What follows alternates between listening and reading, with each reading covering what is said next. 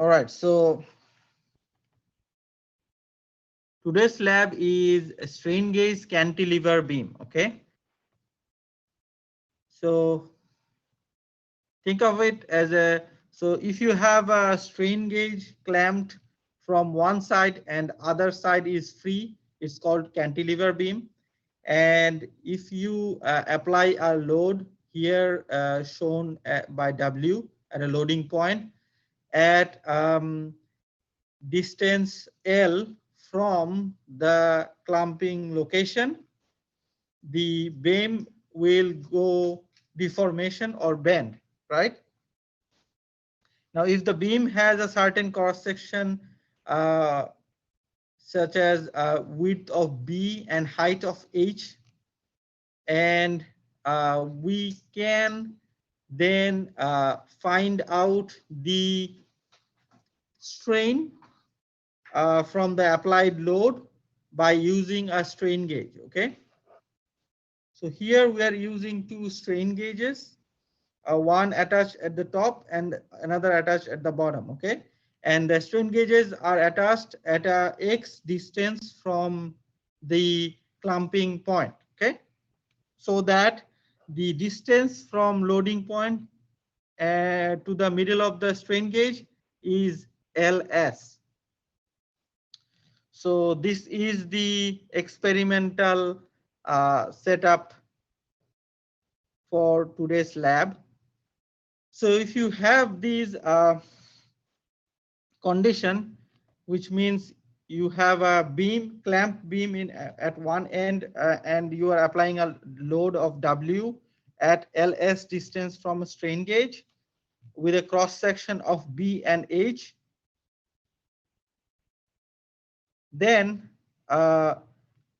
from Hooke's law under elastic deformation, you will uh, see that the tensile strength, tensile stress is a linear function of the strain, right? From the equation 3, which means at elastic deformation, stress is proportional to strain. And the proportionality constant here is E, which is called the modulus of elasticity. It's a material property, okay?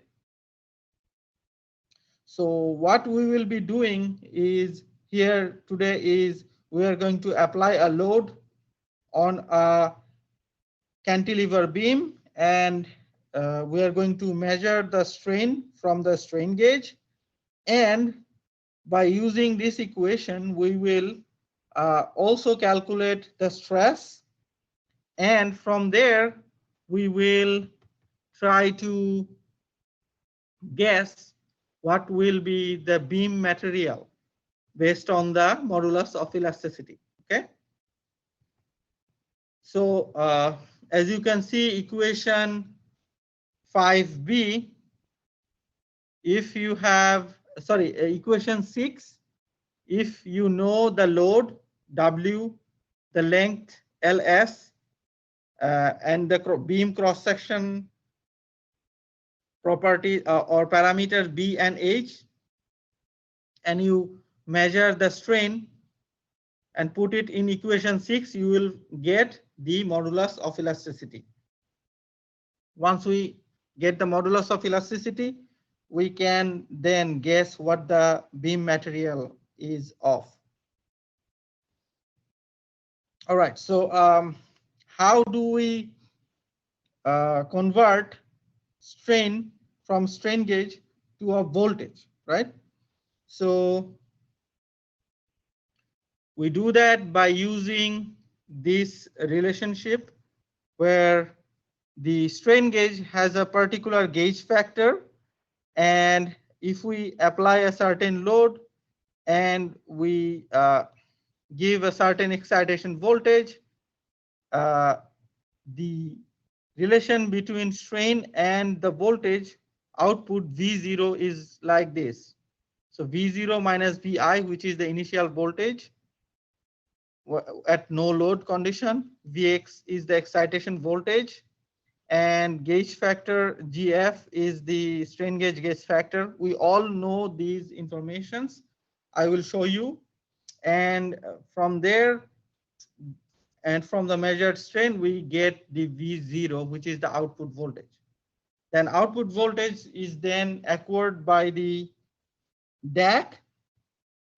We are using a special DAC today, and I'll be showing you a short those setup short after I explain this lab.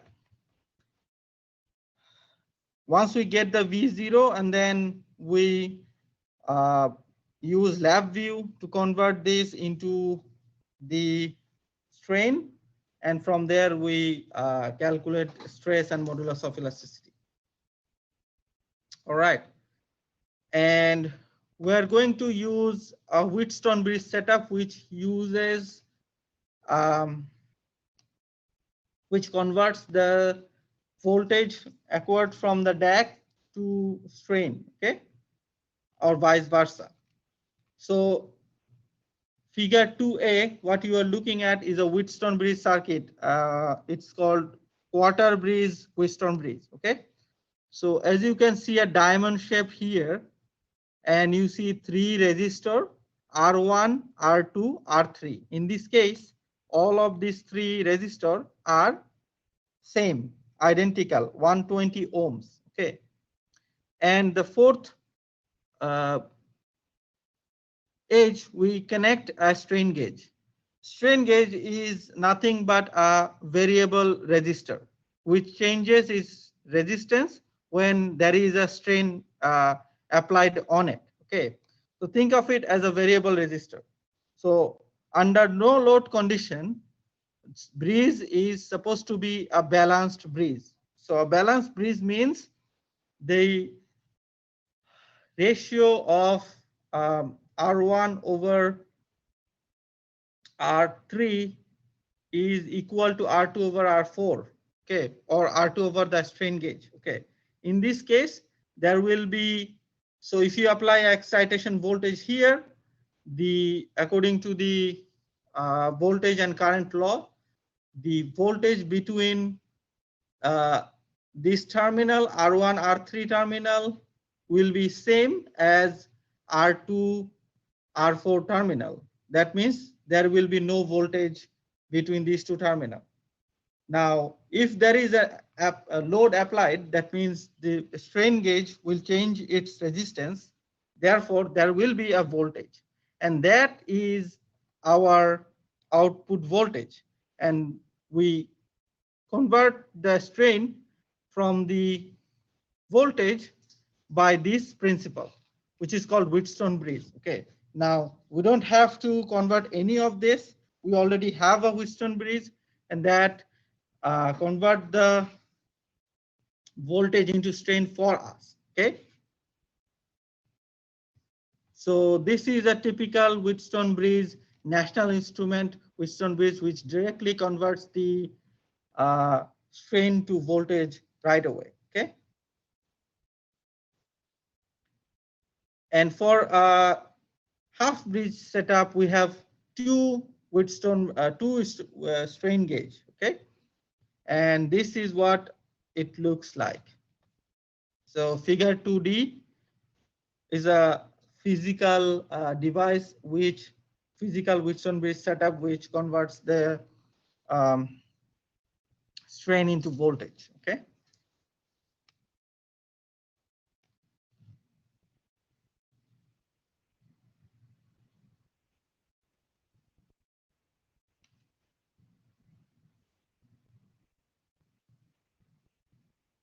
All right. So can you guys hear me?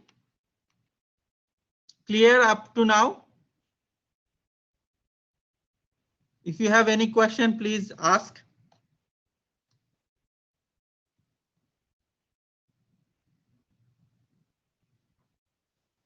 Okay, so now I'm going to show you the experimental setup.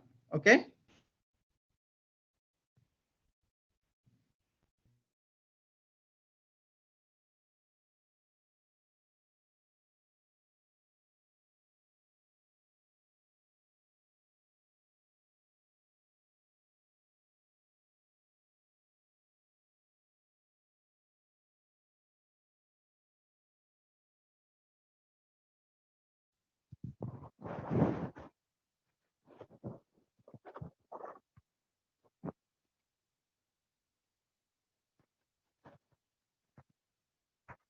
All right, so here what you are seeing is a cantilever beam, a beam which is clamped at one end, okay? And at a certain distance, we attached a strain gauge. So strain gauges are a tiny variable resistor. As you can see, it is just like a paper. It is attached with a special glue at the middle of the beam, okay? And we have also another strain gauge attached at the bottom of the beam, okay?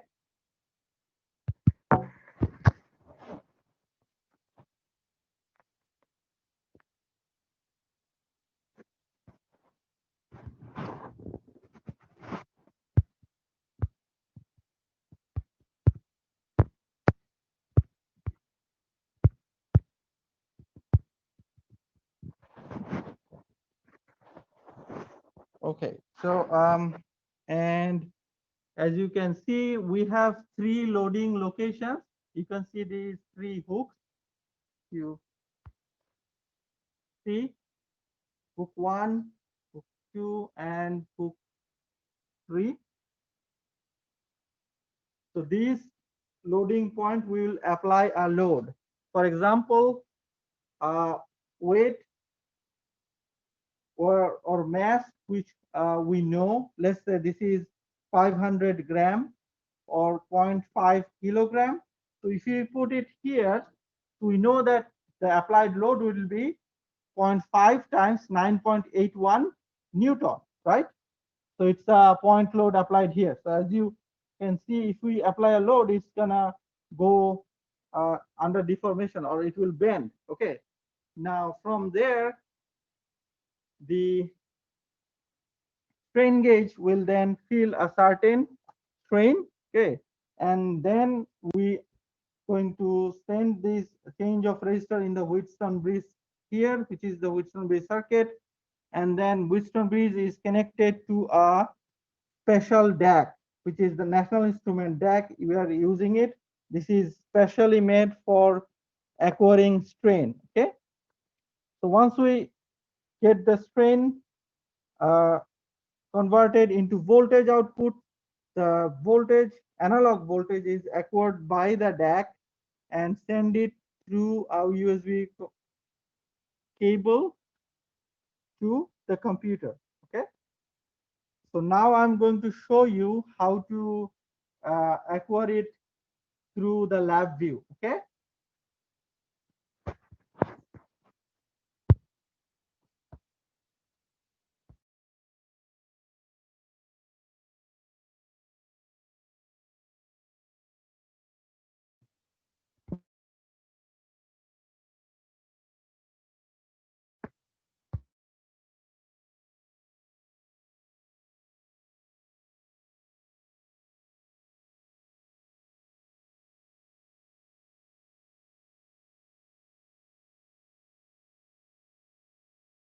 All right, so I'm going to share the screen of the VI that is already been made beforehand. Okay.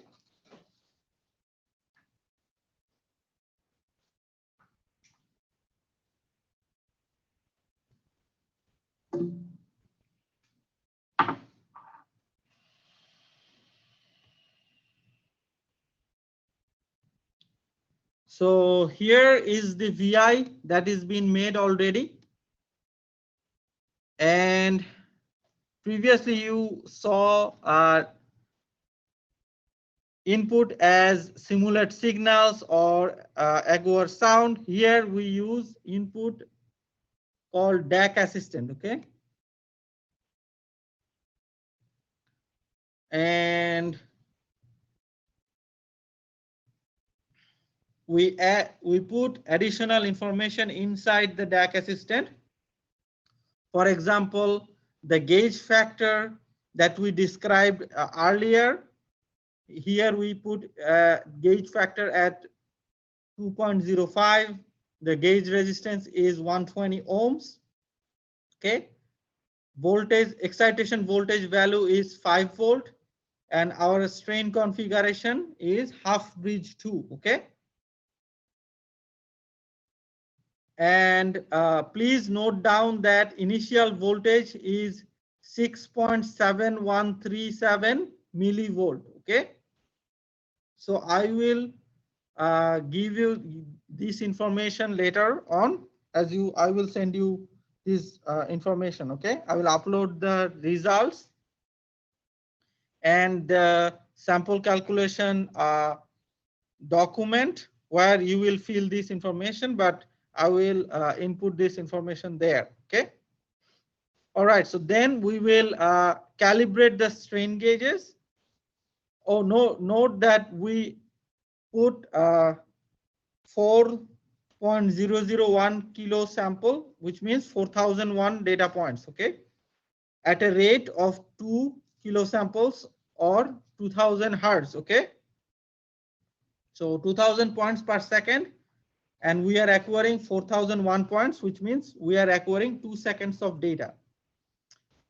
All right, so to calibrate the device, we click on device, click strain calibration, and we'll untick this enable shunt calibration because we don't have any shunt here. All right, so if we click next and then measure and then calibrate, it says calibration successful. Okay. Once we get to this point, we click finish. We come back to settings, and our initial voltage is 6.7385 millivolt. Okay. So I will take a note. Let me put it in the sample calculation.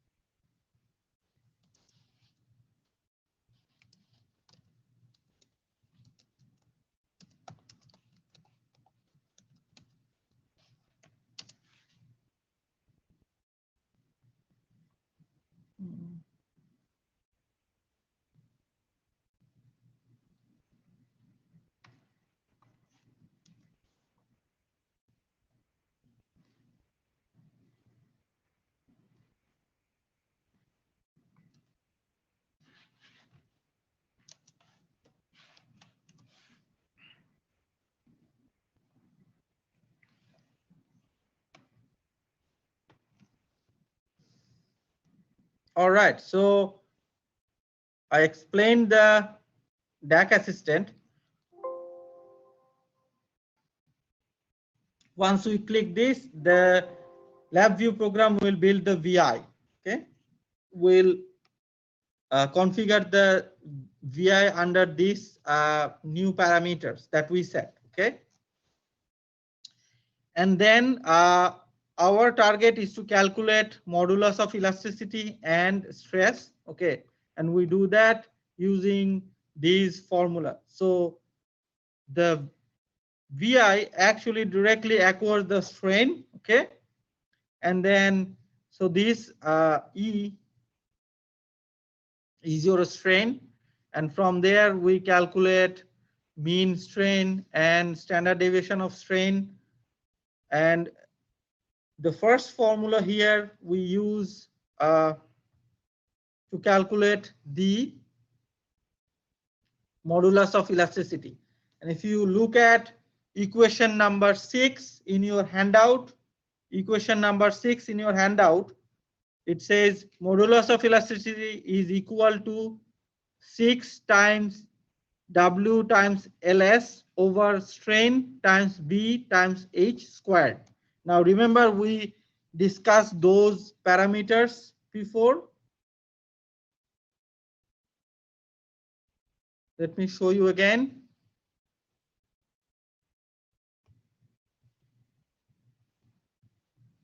So we used equation number 6 here, 6 WLS over strain times B times H squared. Okay.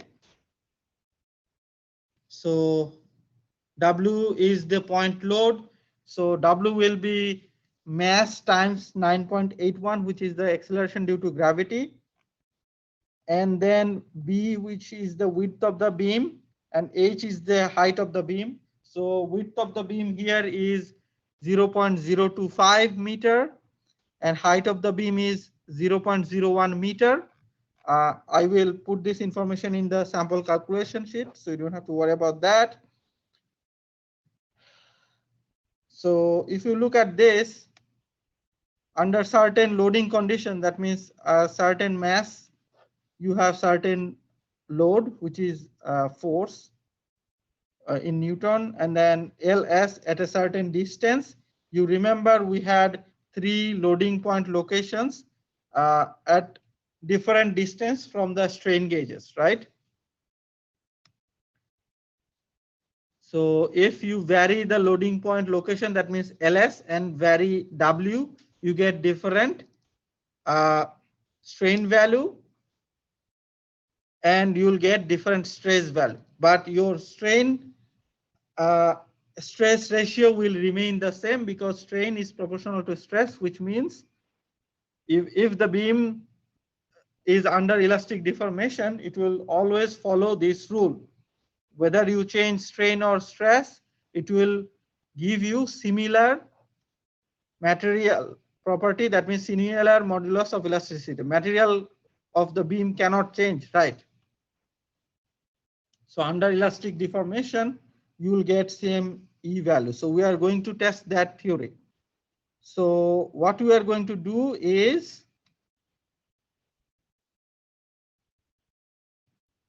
we are going to use 4 different mass and 3 different loading point, which will give us 12 measurement. Okay. So let me share the sample calculation.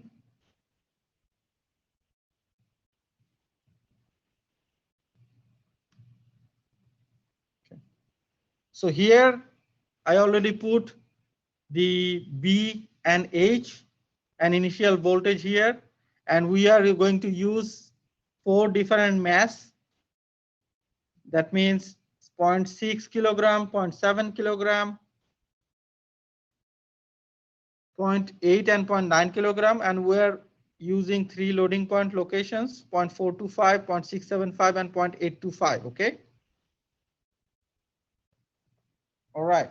And then at each loading point location, at each mass, you'll have a stress and corresponding modulus of elasticity, and you will fill this information from the results that I sent to you. Okay. Once it is done, then you will also calculate the modulus of elasticity by hand using equation 3. Okay.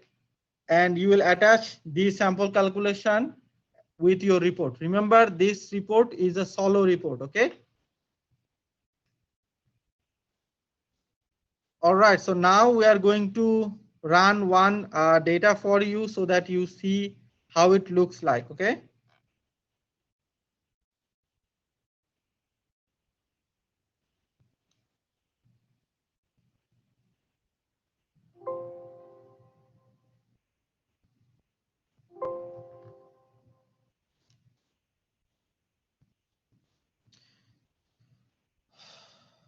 Okay, so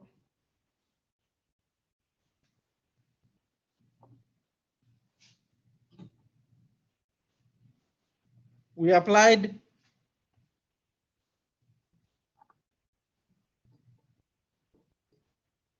0.6 kilogram, okay, as load,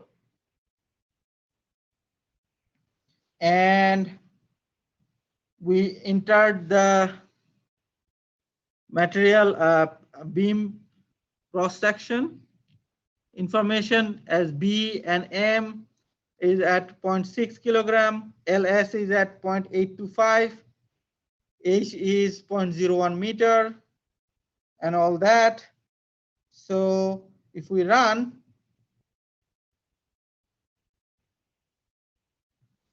you can see that the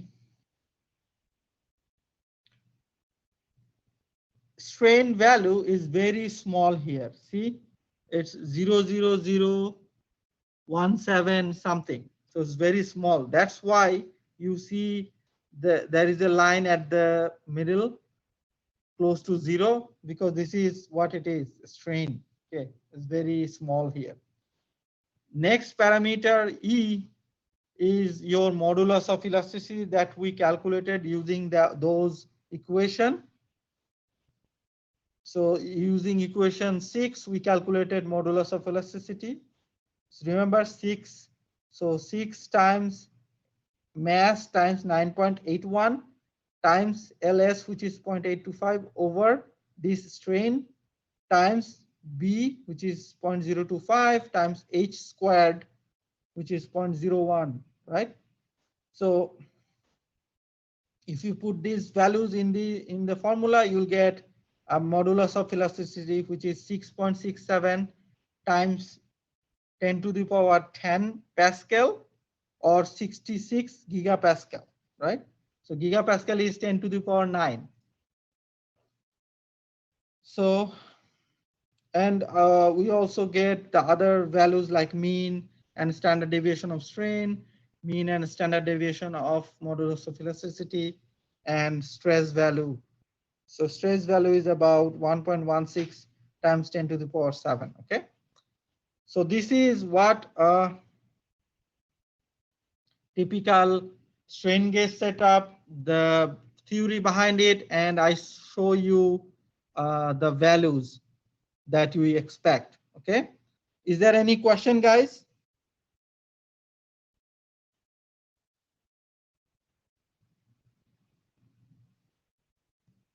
Clear? Yeah, I have a quick question. Sure.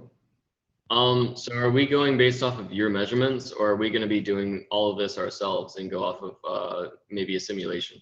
No. You cannot do any simulation. This is my measurement, so I will measure it for you, and then I'll send it to you guys.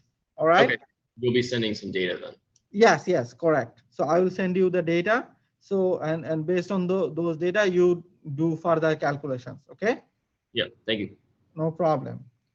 So because you cannot measure strain without a strain gauge and associated DAC with it, it's very sophisticated system.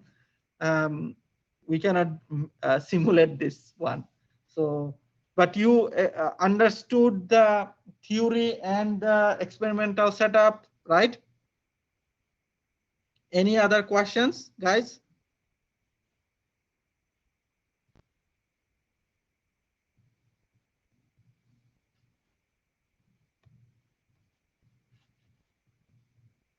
All right, looks good.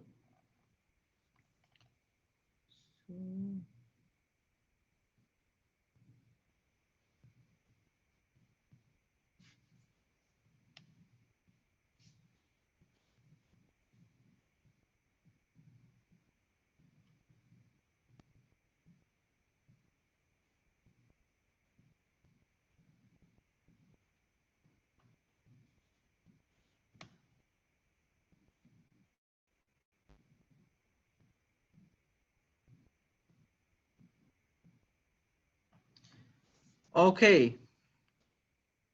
So I will maybe upload the sample calculations here.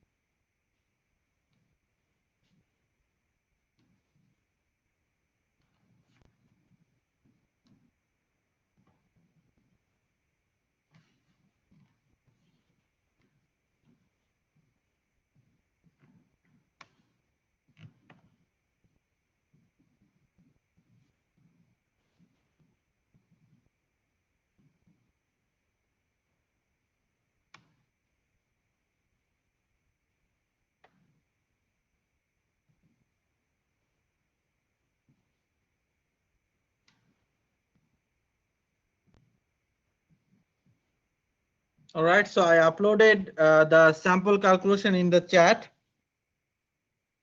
So you need to fill that out, but not before. After I send you the data,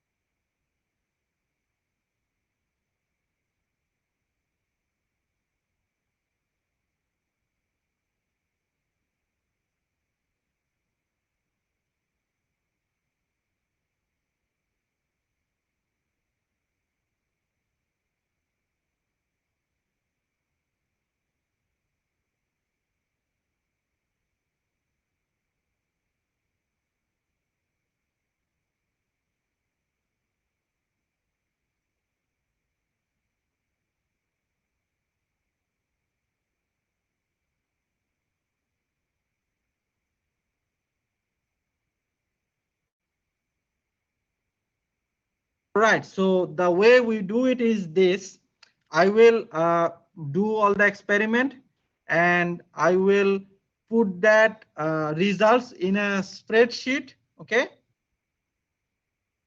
And then I will upload that spreadsheet or Excel file into web course in the lab, and this will be like experiment 4 Thursday 7:30, okay, in that format. So just look experiment 4 Thursday 7:30, and I will give you a notification once I do that. All right, guys.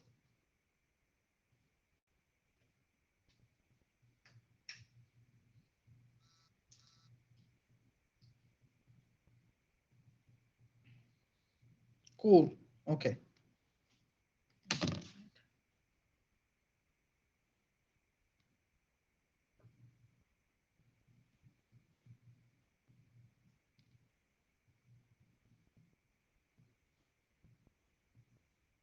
So as of now, the experiment is done. So let me open, let me share a spreadsheet to show how it looks like, okay?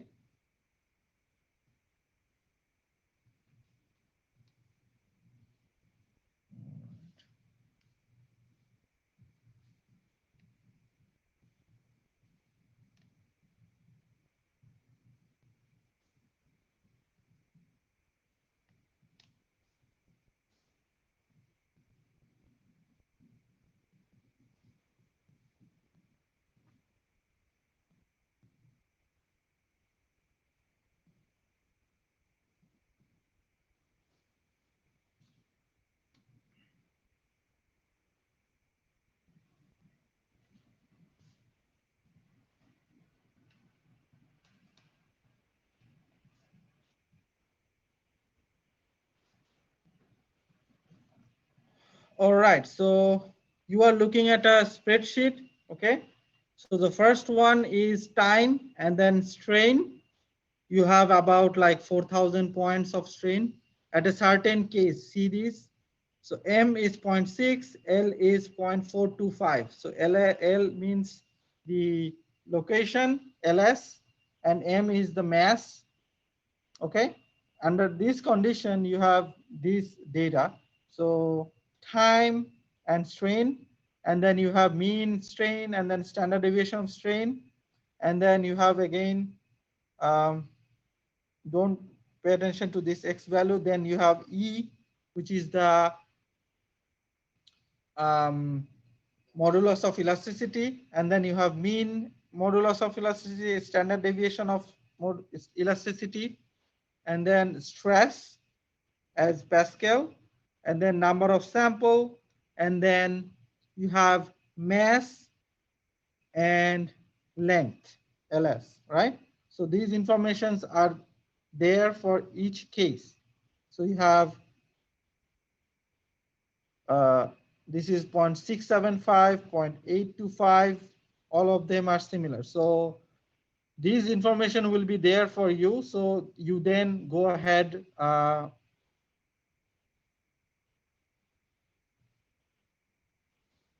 and do further calculations. So I will notify you as soon as I upload today's experimental results into the web course. All right, guys. So I will send you notification through the web course. So look for that. This is a solo report. Again, this is a solo report. So you have to do your own report. But you will get the same results, same value or same data. Okay. If you get same data, you work with it, but you write your own report. Okay. Any question?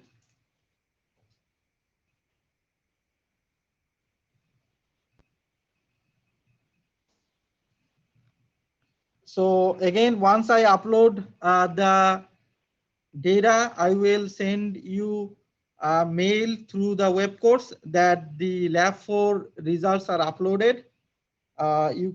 You then can go ahead and fill out the sample calculation and do the rest of the results. All right, guys? No problem. So any question?